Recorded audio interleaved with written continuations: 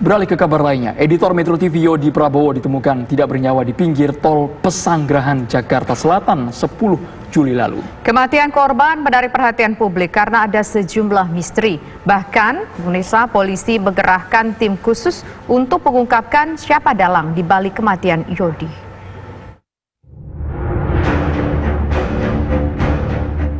Jenazah Yodi Prabowo tergeletak di pinggir tol Jakarta Outer Ring Road, Pesanggerahan, Jakarta Selatan.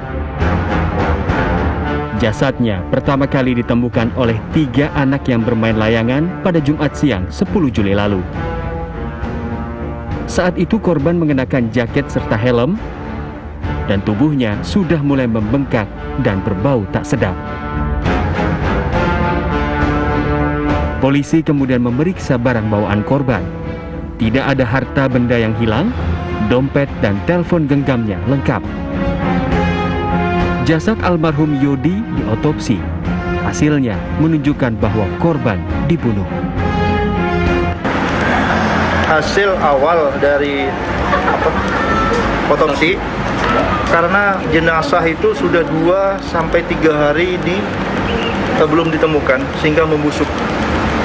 Awalnya kami juga menduga bahwa almarhum ini, korban ini dipukul dulu, ya.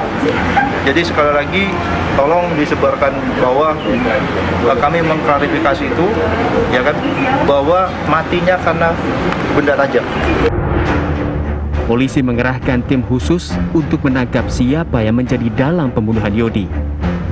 Mereka menginterogasi lebih dari 30 saksi, mulai dari keluarga, rekan sekantor, kekasih, hingga orang-orang yang terakhir kali melihat Yodi. Polisi juga memeriksa secara seksama seluruh barang bukti.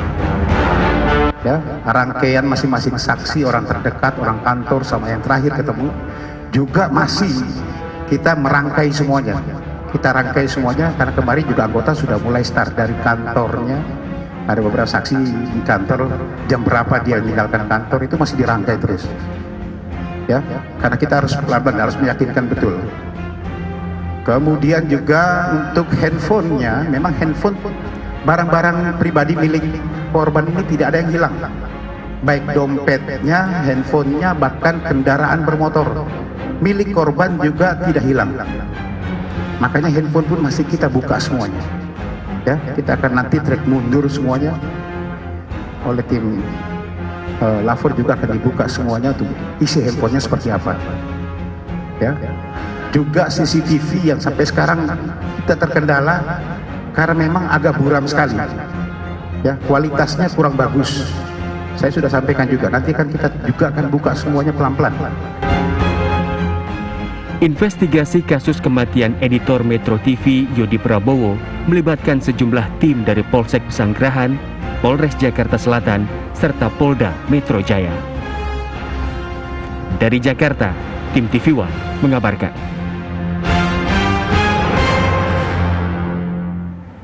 Informasi terkini dari misteri kematian editor Metro TV Yodi Prabowo akan disampaikan oleh Almira Sabira langsung dari Polda Metro Jaya. Almira, apakah sudah mengkerucut dugaan pelaku yang menghabisi nyawa Yodi Prabowo? Selamat petang pemirsa dan juga Andro, hingga saat ini sudah bertambah 4 orang saksi yang diperiksa oleh Polda Metro Jaya sehubungan dengan kasus pembunuhan editor video Metro TV Yodi Prabowo. Jika kemarin totalnya ada 30 saksi yang sudah diperiksa, jika di total dengan hari ini sudah ada 34 saksi yang diperiksa oleh Polda Metro Jaya, dan tadi berdasarkan keterangan dari Kabid Humas Polda Metro Jaya yakni Kombes Pol Yusri Yunus menyampaikan bahwa tidak menutup kemungkinan nanti akan bertambah saksi-saksi, dan juga nanti saksi-saksi yang sudah diperiksa sebelumnya akan diperiksa kembali untuk dicocokkan dengan laporan-laporan yang sudah disampaikan keterangannya dalam berita acara perkara. Selain itu, tim penyidik juga terus melakukan pendalaman dan pemeriksaan ke tempat kejadian perkara dengan membawa para saksi untuk mencocokkan hasil temuan dengan berita acara pemeriksaan yang disampaikan para saksi kemarin. Dan untuk kekasih dari Yodi Prabowo sendiri yakni Suci Fitri sudah diperiksa kedua kali untuk dimintai keterangan karena memang diketahui keduanya akan melangsungkan pernikahan, namun polisi masih terus melakukan pemeriksaan mendalam dengan kekasih Yodi Prabowo. Sementara untuk barang bukti seperti handphone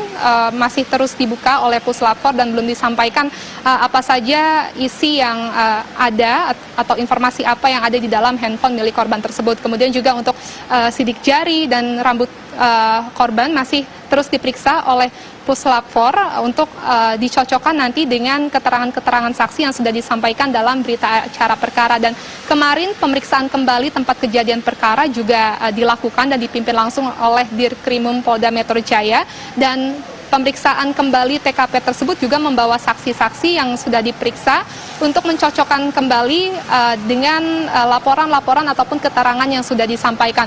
Mengenai CCTV, memang betul Andro, ini sudah mulai diperiksa oleh Puslap 4, namun terdapat kendala karena pencahayaan yang kurang yang mengarah ke CCTV, dan diperkirakan kejadian tersebut diperkirakan terjadi pada pukul 12 atau hingga 2 dini hari, sehingga gambar ataupun cahaya yang mengarah ke CCTV tersebut kurang jelas untuk diperiksa oleh Puslap 4. Sementara itu, Andro, kembali ke studio. Baik, terima kasih Almira Sabira atas laporan Anda.